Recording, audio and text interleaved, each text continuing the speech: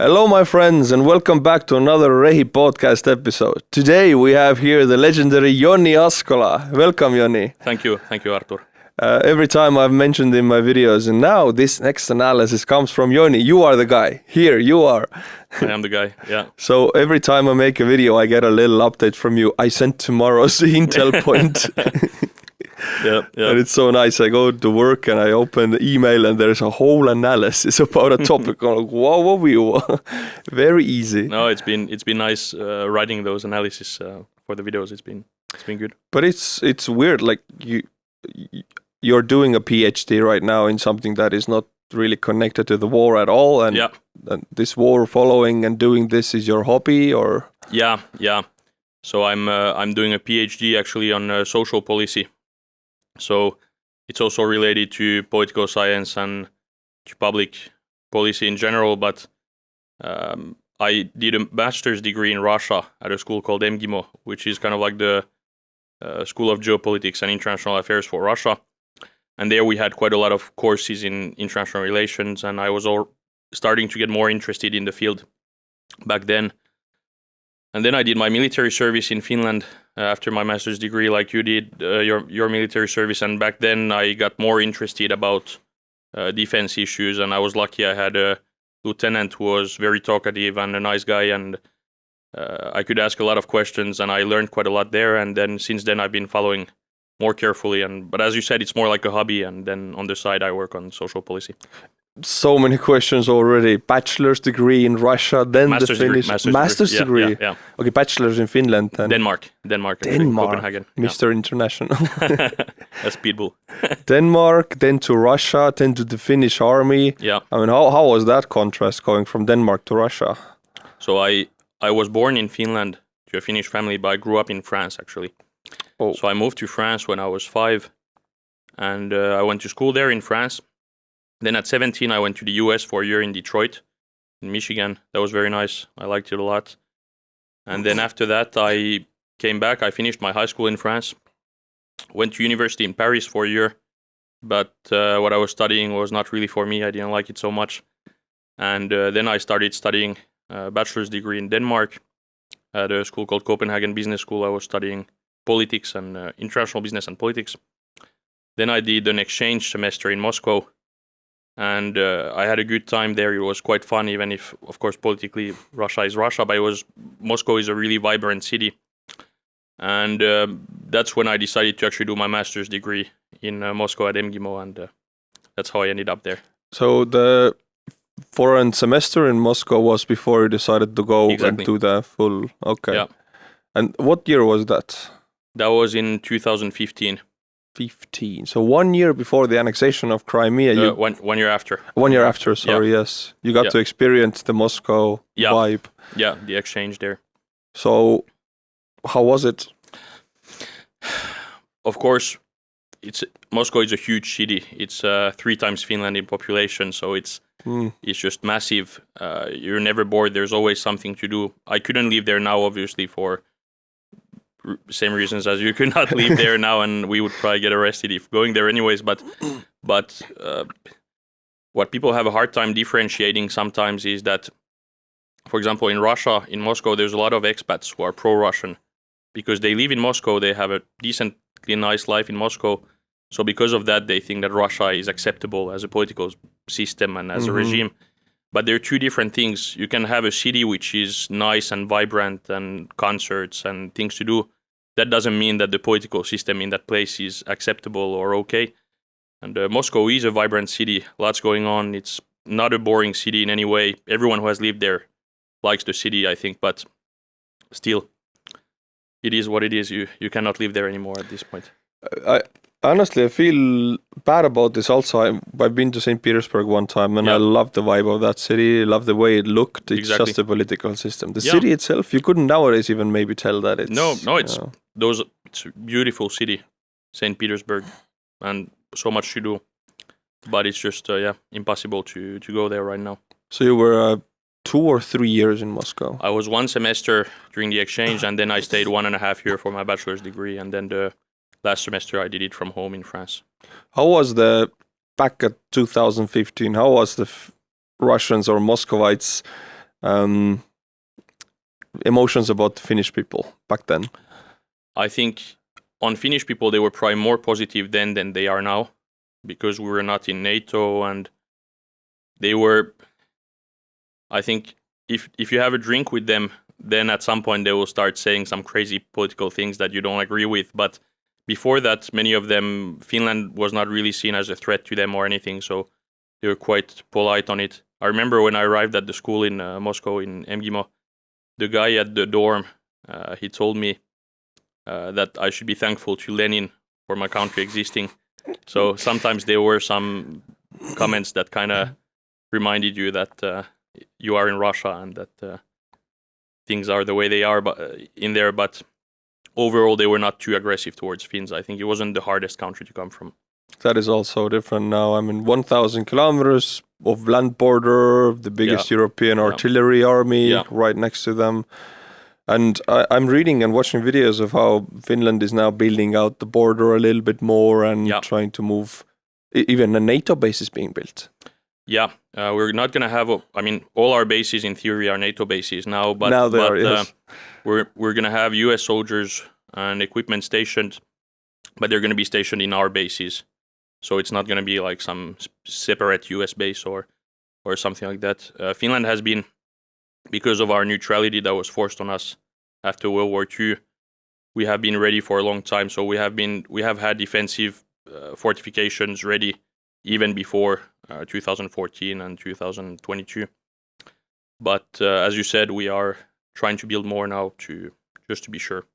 I always, like, as an Estonian, my only fact is, okay, Finland is buying F-35s and I'm so proud about it, I'm so glad about it because that defends also our skies. And then I get these Finnish comments, okay, but we are actually so done because we are in debt and we don't have money for it. And what are you talking about? So how much do you know about the Finnish economical system or the money situation? I actually know quite a bit. I'm not the... I suspected. But no, I mean, overall, obviously it's expensive to buy 64 jets and all the weapons that come with it and the life upgrades and so on. And 1 hour of flying with the F-35 is not cheap. But the F-35 is actually much cheaper nowadays than most fourth-generation jets because the US is really good at cutting costs and the F-35 is not that expensive. Overall, even if it costs us maybe 20 billion or something during the lifespan of the jet or even more, it's still worth it because then we can stay independent and we don't need to worry about it. On the grand scale of the Finnish economy and our GDP, it's not that much of a cost because if you have 30 years of F-35 and it costs you, let's say, even 30 billion, that's 1 billion a year in total. The GDP of Finland is around 300 billion a year. 300 billion, so it's not that big of a...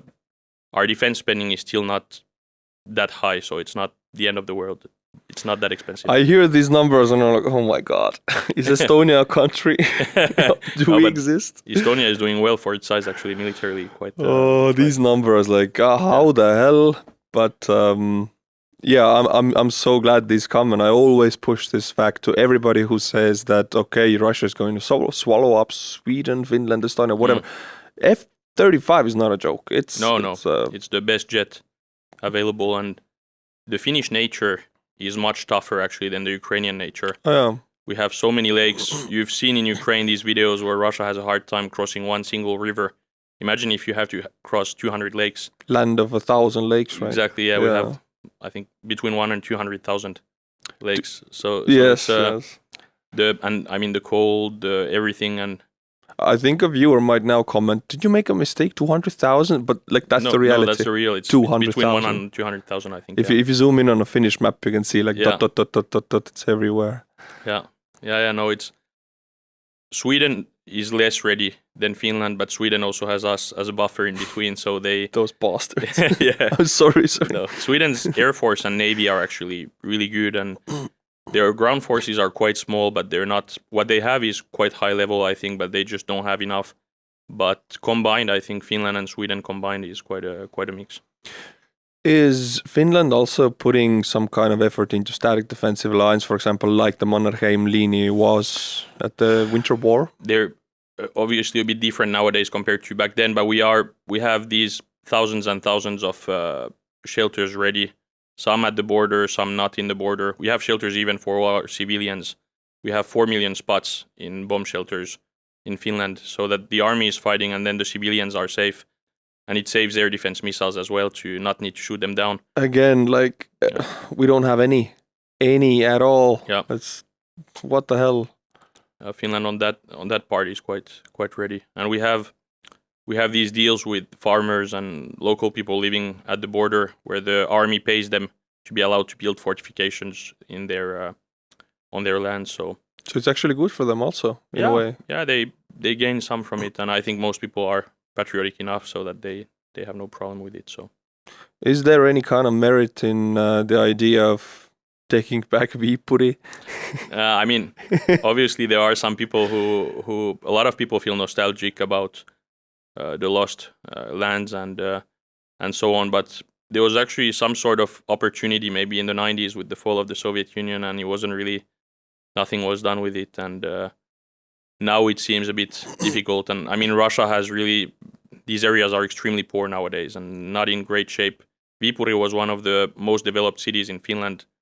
It was an international trade city back then, and now it's nothing. There's not much left. So, like to the viewer also, that when Finland had to secede 11% of the territory to Stalin for the peace treaty, then these territories still occupied by.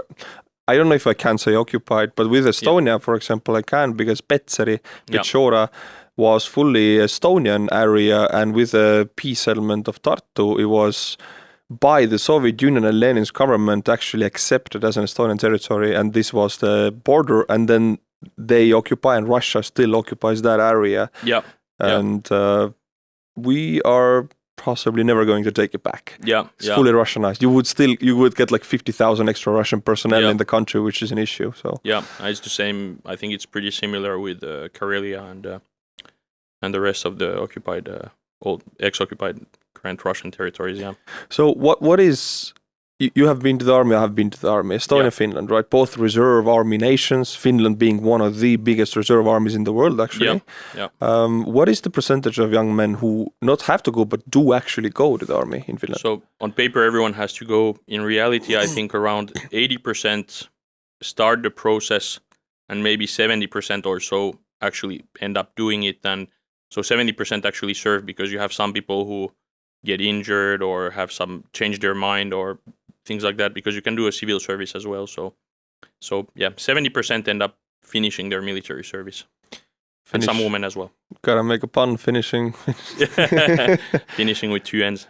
But 70 is really, really good. In Estonia, unfortunately, that number is about 50, and it even drops of how many finish.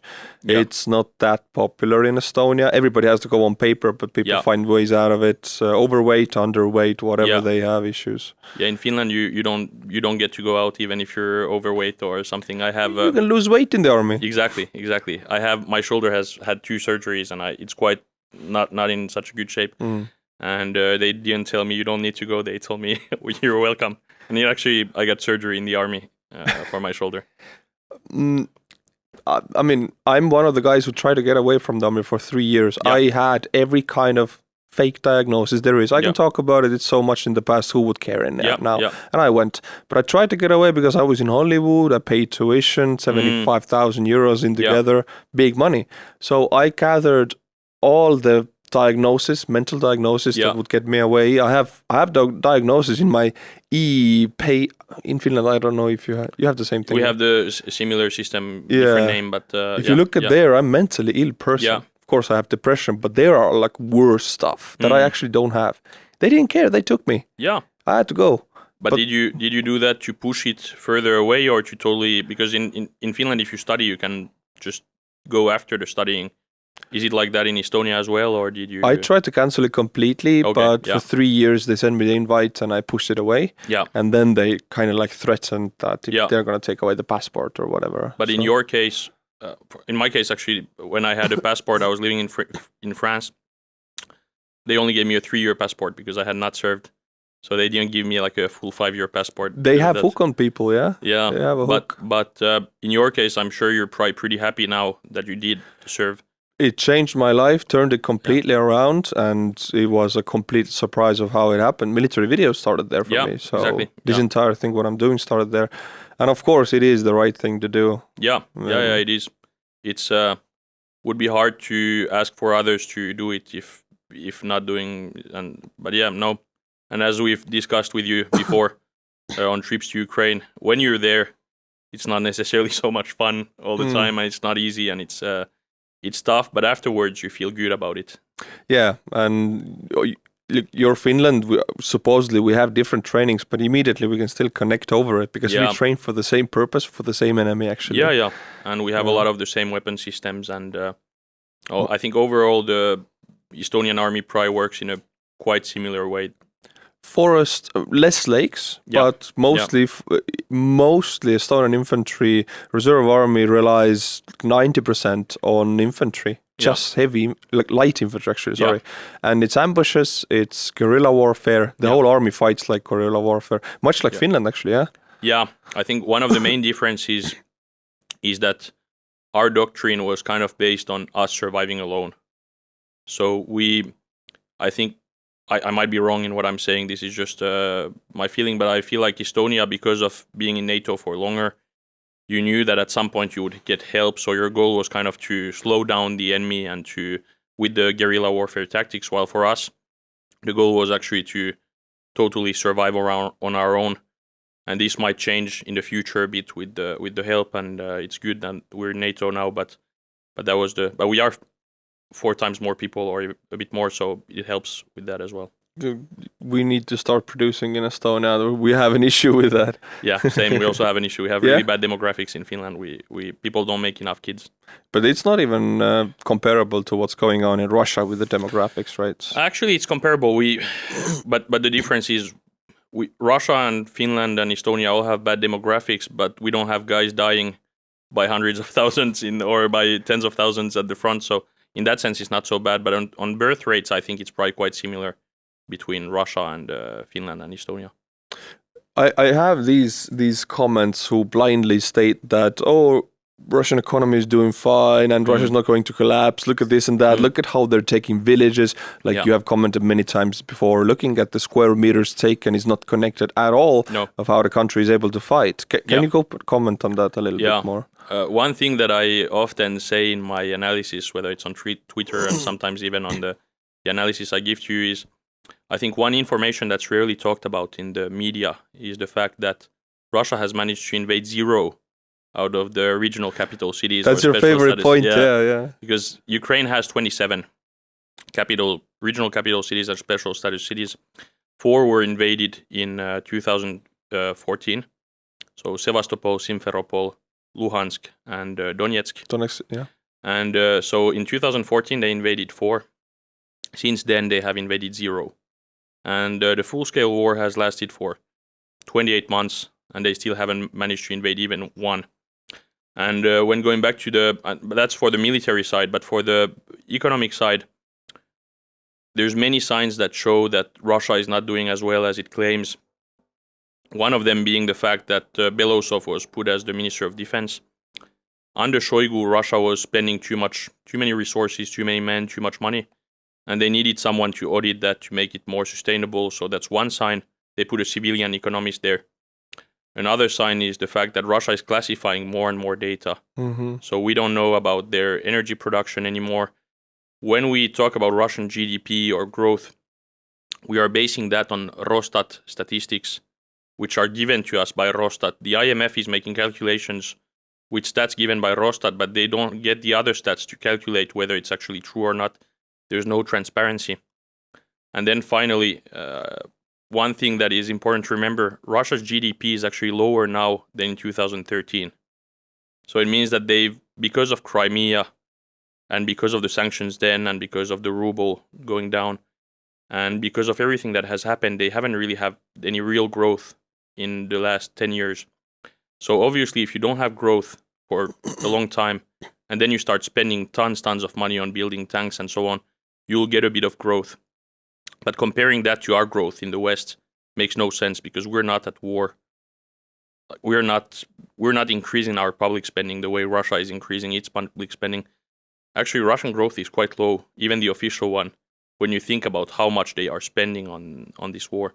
Because they have a huge war chest, and they're pushing like tens of billions of dollars each month out of it. Yep. And then the growth is like 1% a year. Yeah, and even if they get 3%, under the circumstances they have, if you haven't had growth for a long time, and then suddenly you start spending, you should have like Chinese levels of growth. You should have 8%, 7% or something, but they don't. And again, the 3% is like the official Rostat number. That's the reality might be even lower.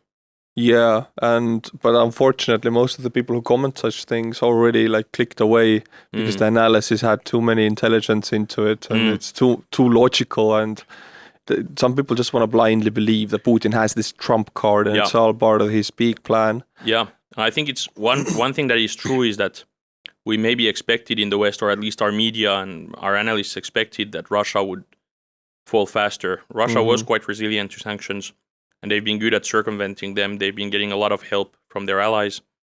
That is true. But actually, the point you said about a lot of people actually moving away when they hear this, I think that's one main issue, and that's something that we need to work on overall, is the countering Russian disinformation. I heard Pekka Kallioniemi talk about this one time, a long time ago on some video.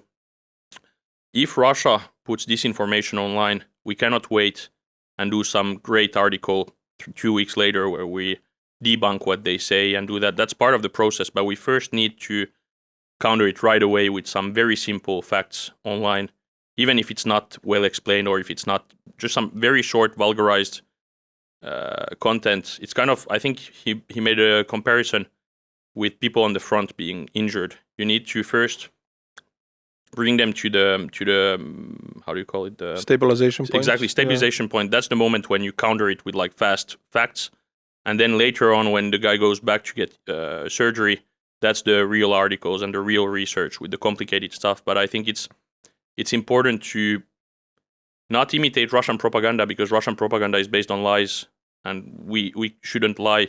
But it's important to counter Russian propaganda also with very basic and simple facts right away online to cut the spread, because otherwise, if people have 2 weeks to read the memes or whatever, or the disinformation, then it's already in their head and it's too late after that. So yes, and you are, with your analysis at least, at the front line of information war, and it is a real war. People sometimes take this word as, information war, you're in your couch, or a couch warrior.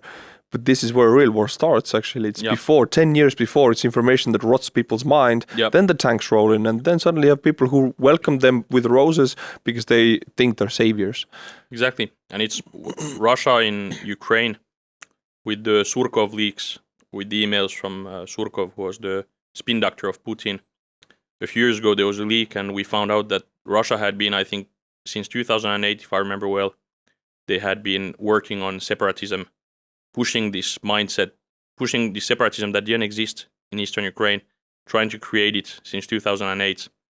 And the result is what we see now, with Russia using that as a fake excuse to invade. People take this separatism as, like, it's so much part of Putin's ideology now. People take it as it always existed. Yeah. It was created out of thin air. Exactly. I mean, Russians, Ukrainians living out of the Soviet Union in Ukrainian land, they were Ukrainians or Russians. There was no issue with this. No, and if you look at what people thought in 1991, people in Eastern Ukraine, in Luhansk and Donetsk Oblast, they wanted to be part of Ukraine. So Crimea, I think, had like 52% or something that wanted to be part of Ukraine, but all the other oblasts had a really big majority that favored independent Ukraine. To illustrate how much you can actually, as a country that funds disinformation campaigns for decades, you can actually, first 10 years, it takes time to create this rot in people's minds. After that, you can weaponize them like that, turn them against the government, create a proxy war, and invade. Yep. That's the plan. Yep. And this happened in Estonia also, Bronx night, what they call it, when all of the fifth column in Estonia of Russians started to go on the streets. And I think I've seen some videos maybe Ilya had posted something, I think, on Twitter or yeah. And if there would be like an invasion or a separatist riot to take over some kind of an area of Estonia, that would be the day. But Estonian police and military and chief of staff, they handled it, and we remained free. But they tried to do that here also. Yeah. They tried to do it in Latvia and Lithuania, everywhere. I don't know if it's in Finland though. No, because in Finland we don't have a Russian minority. We have some Russians, obviously, but how to achieve that? I mean, we're not part of the USSR, so we didn't get them. I think we have maybe 0.3% of the population or something are Russians or something, or less than 1% at least, for sure. So I can't even imagine living next to Russia and having below 1% of Russians in your country. No, we don't. They're one of the biggest minorities, but still not that big. Can you? You're going to Ukraine tomorrow, actually. Yeah. 5 a.m. You're gonna. Yeah. I don't think we can talk about where the cars are going. No, I actually don't even know where they are. Yeah. But yeah, we're leaving. Biggest convoy so far. I think we're gonna. Is that the Jake Bro cars? I'm not sure. I think maybe some of the Jake Bro cars are already in there, but I think I can say that we're going to have 25 cars on this convoy, and from my understanding, the next 3 convoys will be about the same size or something. Or that's a rumor I've heard. So huge convoys. Yeah, I think Jake Bro fundraised so much that one convoy is not enough to. Oh yeah.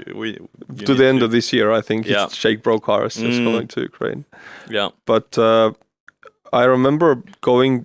The first convoy I did 2023 February was the biggest at the time. It was like 15 cars. Exactly. And then biggest. Yeah. It's only growing. Exactly. Although right now it is a difficult time to fundraise. I'm doing some also. But your brother Jussi also did a huge fundraiser for this one. Yeah. It's difficult to fundraise, and in our case with my brothers Jussi and Jere, we were lucky that Jussi has a company with a lot of American customers, and in the US, there's a culture of giving to charity, and that makes it easier for us because we can get a majority of the money that we fundraise through them, and it helps. And even on this convoy, we will have a couple of UC's clients coming from the US and joining the convoy, so that helps. But overall, I think fundraising it's quite hard. It's always been hard, but the war is lasting for a long time. There's many fundraisers. There's a lot of competition. People who have given 5 times or something at some point, they're like, okay, I've given enough or whatever. So we need to get creative and find new solutions. But I'm sure it's still possible to fundraise. But as you said, you said five fundraise, or how many you have right now? It's right now 5 different ones. Yeah. Yes, I tried this model where I take all the people who have not fundraised before, like that for trucks. For example, Brandon Mitchell hasn't done one for a truck, and do one truck with each of them, and it is proving to be more difficult than ever. But I think we can push it through. Yeah. But it's difficult. It's and as we discussed with you before, Twitter, for example, is much more difficult fundraising through Twitter than through YouTube, for example. So it is, yeah. But you have been to Ukraine several times. I can't even call it 3-4 convoys we have been together. I think so, yeah. We've been, I think, on 3. So what keeps you going back? I think this war is all about outlasting Russia. Russia is really good at bluffing, and Russia is never as strong as it seems at its strongest, but also never as weak as it seems at its weakest. And Russia's goal since the beginning, I mean, they understood quite fast that they're not going to reach their strategic goal of regime change, or they wanted to encircle Kyiv and change the government into some puppet government that is pro-Russian in Ukraine. They failed at that, and that's not going to work for them. So I think their goal now is to give this image that no matter if it's 2 years, 10 years, 20 years, they will just keep on going, and at the end they will succeed.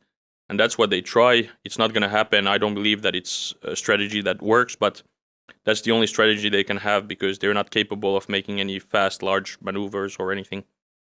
So I think it's really important to be consistent. And as we've discussed with you before, with fundraising, it's better, I think, to fundraise, 2 times a year or 3 times a year give a bit of a break to the people, but then keep doing it and do it for years, rather than do, I don't know, fundraise all the time, and then after 6 months you stop and you burn out or something. You need to, of course, it's good to maximize what goes to Ukraine, but it's good to do it in a way so that we remember that the war is going to last for years, and we need to be ready for it to last for years, and we need to do everything so that Ukraine has enough trucks, drones, and everything for the following years, and not only for this year or something. I also see people in the West who are Western-minded also give these questions that, okay, but how long is Ukraine going to last? 6 months more, 1 more year, whatever more years. Then I always have to remind you that, for example, all of the Nordic countries now have signed a long-term bilateral security agreement with Ukraine, which is not 5 years, 10 years, it's decades of security cooperation. And this is not nothing, it's just not a piece of paper, it is immediate investment into the country, building mutual factories, selling ammo to each other, stuff like that, training with each other. I mean, even if Putin's plan has 5 years in it or 10, these countries are also countermatching that plan. Yeah, and Europe has invested and the US both have invested billions in increasing defense production. We're not going to invest billions to go from a couple thousand shells to hundreds of thousands of shells a year, and then suddenly say, okay, now we invested this, now we reached the level, and then say, okay, we're not going to give it to you anymore. If we're so committed and we've invested so much, it means that we're going to give shells and equipment to Ukraine for a long time. There's a lot we need to improve on. For example, we are not producing many tanks or IFVs, or there's a lot of things that Ukraine needs. Air defense systems, we're not producing enough. But on shells, it's good to see that we're increasing the production rate all the time, and that shows that we're really committed. And as you said, we have these agreements. In the Swedish agreement, one of the things that was not discussed so much was that there was also a research cooperation for the defense industry, and Sweden is really good actually at creating weapon systems for the size of the country. And if Sweden and Ukraine work together, they can make some really nice, affordable, nice weapons. So it's really, really bad for Russia because Ukraine would be the underbelly of Russia, and Sweden is in the north with Gotland, of course, the impenetrable aircraft carrier, whatever they call it. So if they work together, it's really, really bad news. Yeah. No, for sure. And Sweden has a lot of systems that are interesting for Ukraine. The CV90 is known to be maybe the best IFV in the world. And now we heard that the Netherlands are going to give 400 million euros for more CV90s to be produced. Then there's the Gripen jet. There's RBS 70, which is like man pads. And there's a lot of equipment that they can work together on, that also on Navy stuff. Sweden makes submarines. Sweden makes frigates. They make almost everything connected to war. Like Sweden, South Korea, United States, and Germany. Like one of the biggest military. And France is the second in the world in exports. Yeah.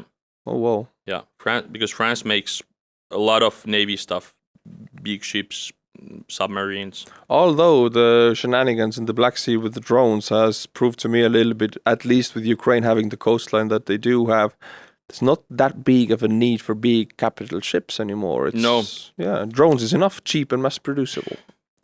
Yeah, and I mean patrol boats perhaps. Yeah, and they of course, if you have, for example, if you had the US facing a country like Ukraine, maybe Ukraine would not be able to do what they're doing because Russia is not so good. So maybe it helps a bit on that. But for sure, I think this war has shown that having an air force, for example, is very nice and it's very useful. But you can do a lot even without an air force, which is good for Estonia also. But when you look at Ukraine, the first 2 years of the war, they didn't have that much. They have an air force, obviously, but mostly old Soviet stuff, but they still survive. The ground forces are really important, and Navy and Marines and Air Force are really nice as well, but you can do a lot even without them. Yeah, because NATO's main military power has always been focused on Air Force, air superiority. Yeah.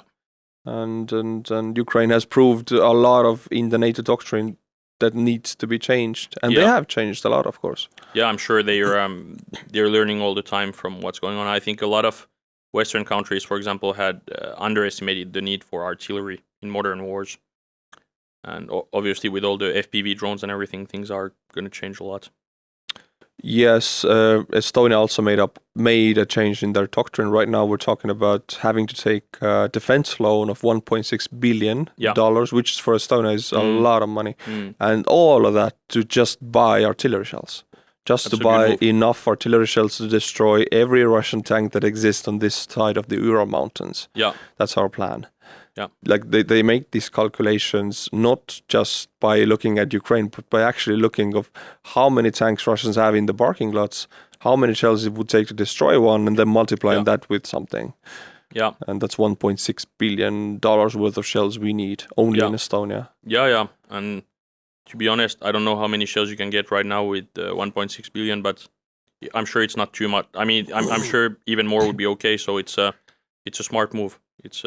It's good to invest. They're not doing it. I mean, we should do it, and people are arguing whether to do it, and we're not currently doing that. So yeah. But that's like definitely a plan. That's Like in Estonia, for example, we are having Russian economy is falling. Our economy is also falling. Our economy is one of the worst of the European countries. Inflation has been one of the worst. Yeah, you have it's going down. Here, we have new taxes to bring in money, for example, car tax, sugar tax, all of these were implemented this year. Yeah. Higher VAT tax, actually, to just bring in more money to try to make up for the loss of imports, exports, Russia, Belarus, all of that. So we're not also doing that great. No, us neighboring countries, we feel the weight of the change in policy with Russia more, but at the same time, it's also our fault. We can only blame ourselves for having been dependent on Russia economically before, because if you have a country that's so unreliable and that is potentially your enemy next to you, then, I mean, maybe the war in Ukraine is what was needed for us to get rid of this dependency, because it's not good when you're dependent on your potential enemy. And with the same topic, I know many people now go, like in the United States, it's a very dangerous topic to touch, but the fact that Trump is doing all that shenanigans and threatening that, and for 6 months Johnson was holding back the aid, that actually forced European leaders to raise up a little bit, wake up from their sleep. So I'm not for it. They shouldn't do it. United States should support, but Europe also needs to wake up. Exactly, and actually that's something we've discussed also with you before, but obviously all the money and all the weapons that come from the US are more than welcome for Ukraine, and Ukraine needs them. And this year it was really important that the US gave this package, but from now on it's up to Europe, and it should be Europe's responsibility. Ukraine is in Europe, not in the US. I mean, it's not in Northern America, so it's not in North America, so it's not up to them to defend. It's really nice of them to have done what they've done so far, and if they want to help more, we'd be very happy, but we should focus on surviving without US aid on Ukraine for the future, and we can do it. It's easy. Europe is so much stronger economically than Russia. There's no reason we shouldn't be able to. What I'm having issues with is European Union countries and air defense. There are over 100 modern air defense batteries on the European soil with different countries, European Union and NATO countries combined. And they don't face any immediate threat of any kind of air invasion from anywhere, actually. What is the reason not to give them to Ukraine? I think, obviously, we should give much more than what we're giving, because we're not giving enough. But if you try to defend those who are not giving, most countries that actually have air defense are ones that are either neighbors of Russia or that are countries with nuclear weapons. France has the SAMPT air defense system. They've given half battery, but France only has, I think, 9 batteries in total. And France has territories all around the world that they need to protect. In theory, they have troops stationed in Estonia, in Romania, and so on. So France doesn't really have any extra batteries of that. The UK doesn't have air defense much. Germany has quite some, and they're thinking about giving a 4th battery of Patriot. Poland and Romania ordered Patriot batteries, but they're just arriving now, so they can't give something that they don't have yet. Finland has NASAMS air defense, and we ordered David Sling from Israel, but Israel is not allowing to give Israeli systems to Ukraine. and we haven't received it anyways, so it's not, and we have so few that we will not give them. But I think the solution to that is, okay, we can have the excuse of not giving what we have, but then we should place orders. We should order 5 batteries of Patriot or 5 batteries of NASAMS, or we should place bigger orders, and we should also buy air defense systems from outside the EU. There's a lot of countries that operate S-300, Buk, even S-125. All these Soviet systems you can buy in Africa, in South America, in Asia. That's really nice. And then you have countries like Turkey and South Korea that produce air defense systems which are quite good in quality and could be produced very fast. We have no excuse not to buy those for Ukraine. That really connects me with the bigger orders and all of that to Ukrainian war tax in the European Union. I mean, we, in our economic zone in the Ukraine, in European area, can have these economic benefits and place in the world because our borders are safe. Now, Ukraine is doing that for us, so why shouldn't we all put something in? Right now, the bordering countries, Estonia, for example, Finland, we're putting huge burden on our people, taxpayers, to pay for Ukrainian victory. Let's take Italy, Spain, and Germany. Or I don't wanna bash on these countries. It's not like they're doing some. They have given billions, and I want to thank for it. But would there be any merit in the idea of a communal war tax or security tax? The issue with that is if you do it on a European level, you'll have Hungary or Austria. The veto rights. Like they would veto it. You always have Austria, Hungary, Slovakia, someone who will say no. They were discussing something to take away Hungary's veto rights, but again, you cannot make changes like that in European Union takes time. quickly. It takes time. Yeah, so much time, unfortunately. And this is what Putin is able to do. Again, going back to the information war in Hungary, for example, where I've commented many times that Viktor Orban is an enemy of democracy of Europe, and people go, Hungarian people attack me. It's like, he's defender of the country, of the people. They're not being viewed like that from all other places of Europe. No, I mean, I think in Hungary there is maybe a third of Hungarians that really understand that what Orban is and what he's doing, but he's really he's more an ally and more useful to Russia and China than to us. And if your moves make your enemy happy, because Hungary is in the EU, Hungary is in NATO, and all of Hungary's moves make Russia happy and China happy, and none of them make us happy as their allies, then maybe you're in the wrong alliance. Maybe Hungary should join the CSTO and be allied with Russia. And any option is bad here because it's right smack in the middle of Europe, and if they wouldn't be in NATO and the EU, that would be a huge security risk for both institutions. So we need them, but we don't want Orban. But Orban understands this as well. He's crazy and he's dishonest, but he's not dumb to that point. He understands there's a reason he's in NATO and in the EU and not in the CSTO. For him, he thinks that it's beneficial to play both sides and to benefit from both sides, but it's also our fault that we allow it. We've been allowing it for so long. They've been blackmailing us and playing with us all the time, and we're just like, sorry, Hungary, we're gonna not give you your money, but okay, we give you 5 billion at once, but next time, please behave. And then they keep misbehaving with us. Maybe we should just start. I mean, appeasement has never worked with these regimes, and doesn't work with Russia, doesn't work with China, also doesn't work with Hungary. We need to play tough with them because that's the only thing they understand. Playing tough is an issue in Brussels. The politicians are peacetime politicians, and after the Second World War, all of the upbringing was that war is bad and everything is diplomacy, and the cheap prices with Russia and the German Angela Merkel's friendship, or however she had this political Russian foreign politics with Russia, that through economic connections there will be no more war in Europe. And that is exactly what brought this war to us. So this is the issue in Europe. It's not like that in the bordering countries because we haven't forgotten. Yeah, I think there's a lot of people who, for example, some Russian opposition figures who say that Europe and the West has been too anti-Russia, and that has pushed the situation to happen. But as you said, it's the other way around. We were too kind and we let Russia do too much.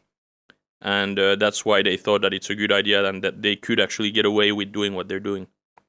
We should have been tougher. And countries like Estonia is a really good example of a country that has known this for a long time and that has been right on everything for really a long time, and most of Europe didn't listen to. And now they understand that they should have listened to Estonia. Yes. I remember Estonia talking about, for example, the price cap of the oil, the Russian export oil. And in the end, it was agreed upon $60, right? I think Estonia wanted 45. And this didn't end up happening in the end. And now it's still 60. Yeah. And 60, I think, is still 100% profit for Russia, right? I think if I remember well, the 60 is not even being really applied everywhere. Yeah. There are people who are trading Russian oil for higher prices.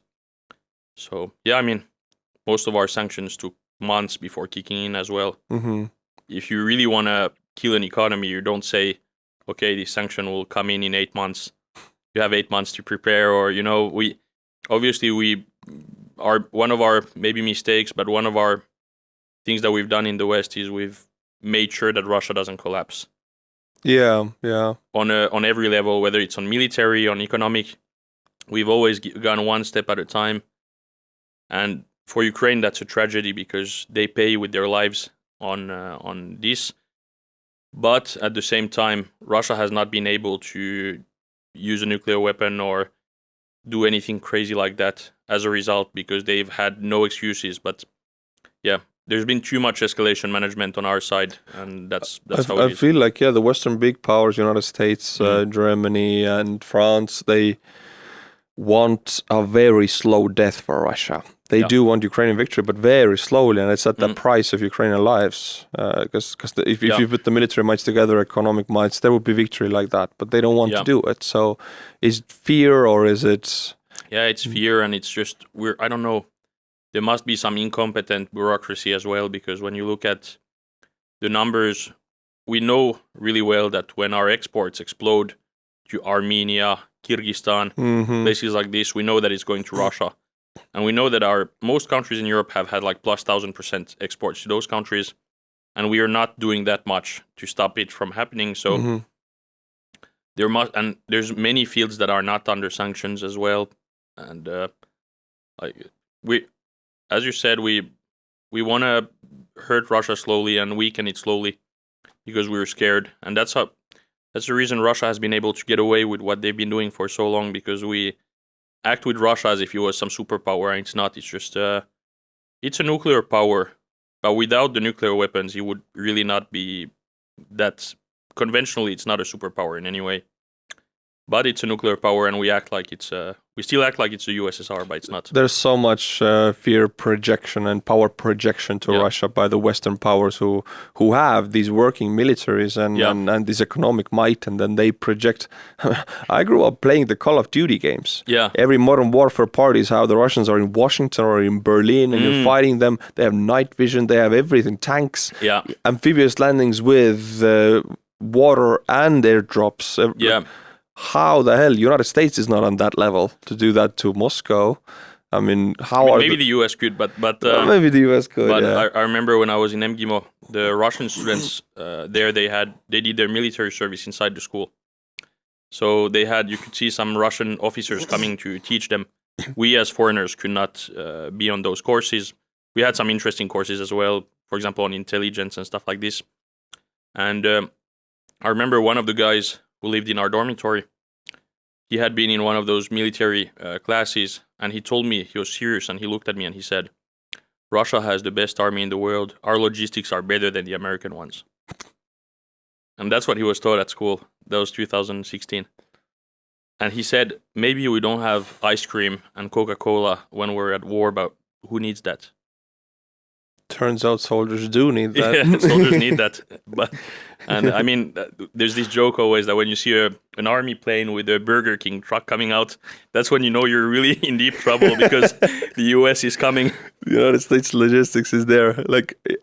They're really the kings of logistics, and they know how to do it. But that's how wars are won. Yeah, I think Russia, obviously, bashing Russia is I always feel a bit bad when I bash Russia's military, because it's a hard balance we need to find.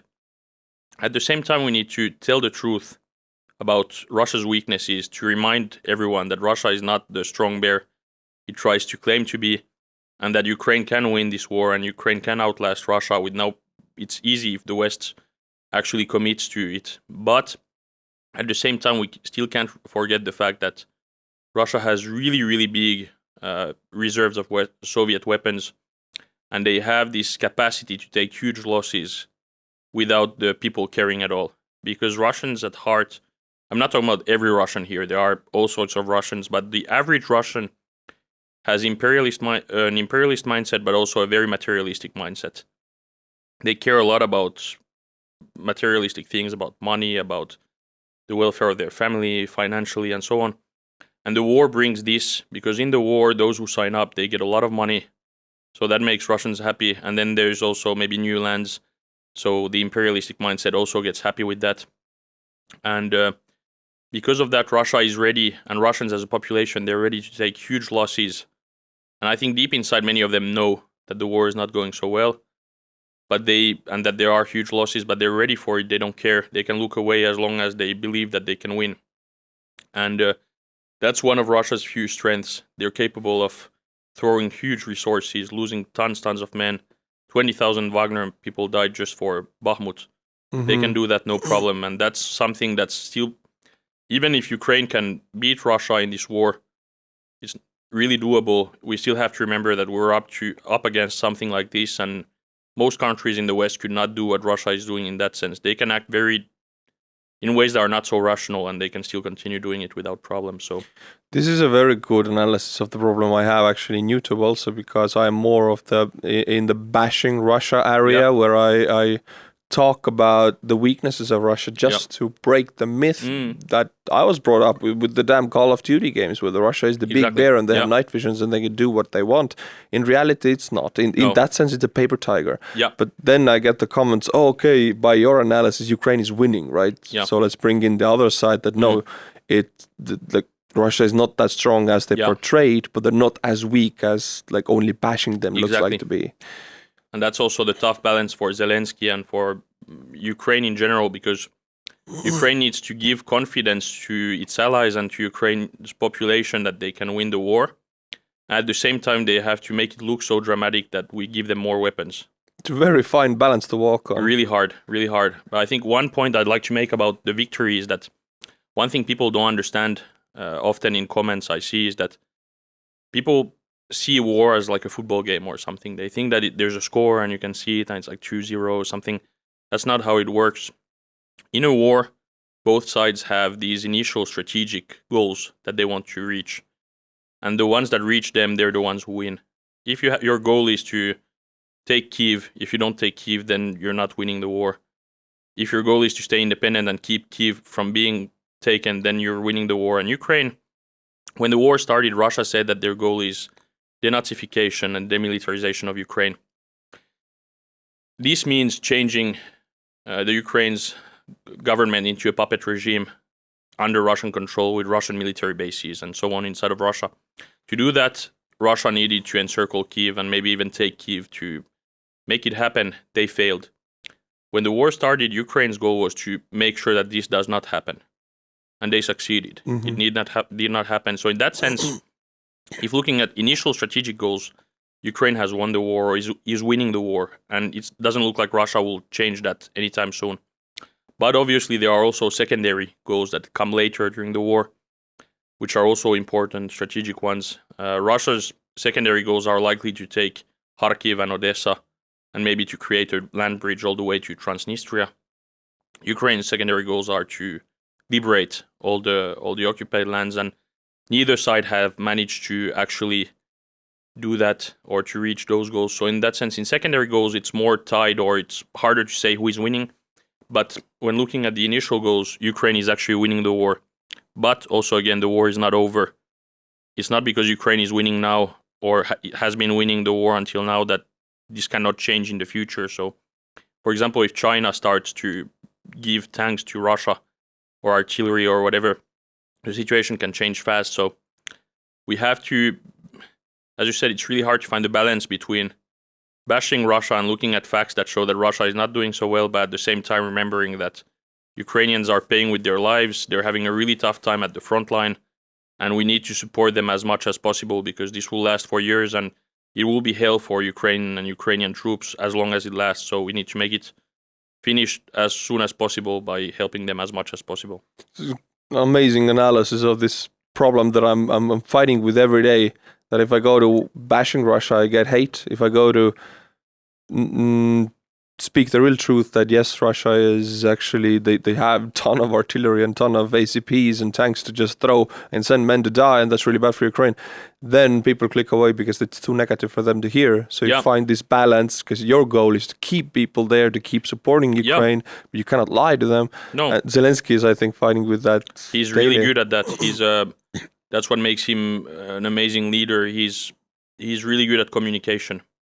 He's really good at that. And there have been mistakes during the war. It's impossible not to make mistakes. Yeah. But overall, he's really good at that.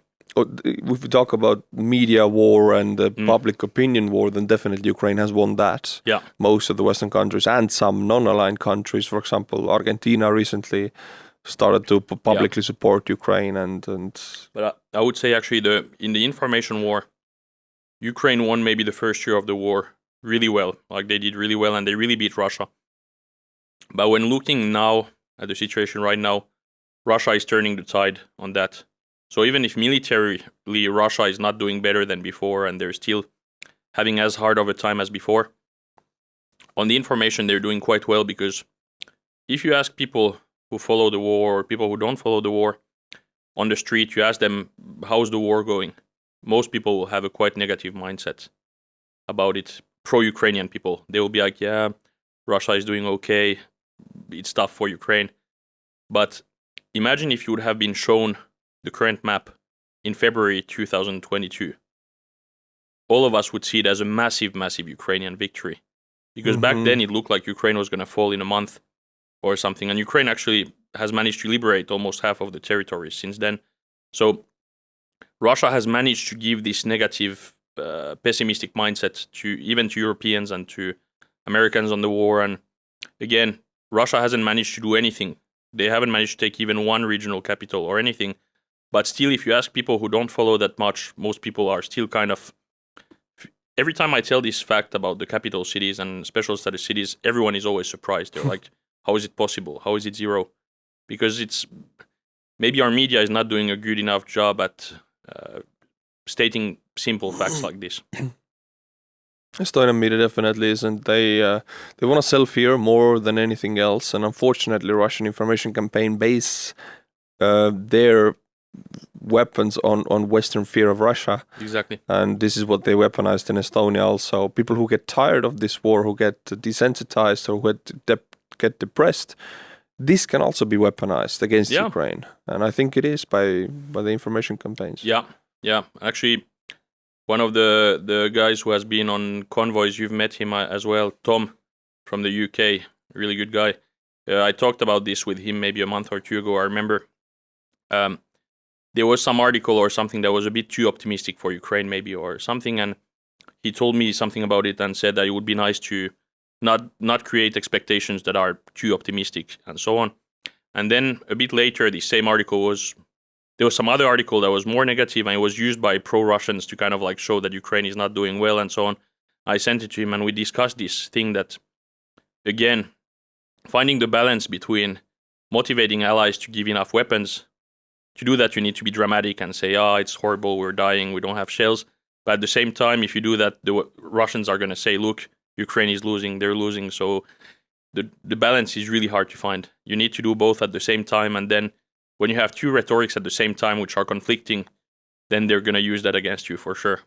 That also benefits Russia, which is known to have multiple rhetoric propaganda.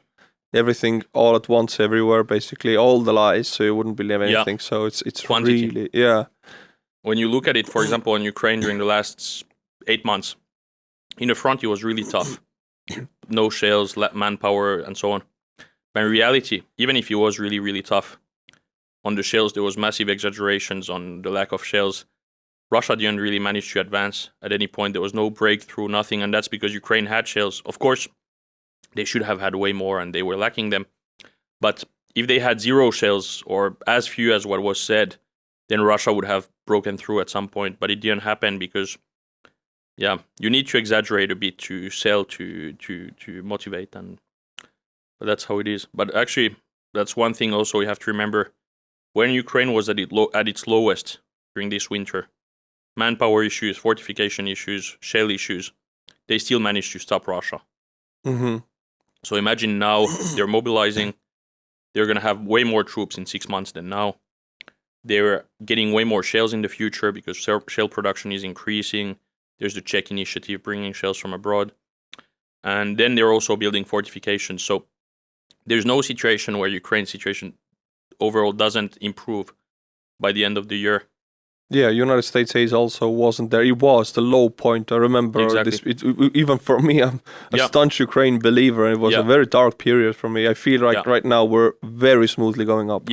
With everything. I think there was, like, as you said, a dark period for months, and then it got better with the US aid. And then when the Kharkiv offensive started, there was another bit like 2 weeks of hard times because it looked at first like maybe Russia will advance, maybe they will get something. But then the Western weapons were allowed to use in Belgorod Oblast, which is like a huge pump up again. Yeah, exactly. And that was maybe the biggest strategic blunder by Russia of the last few months.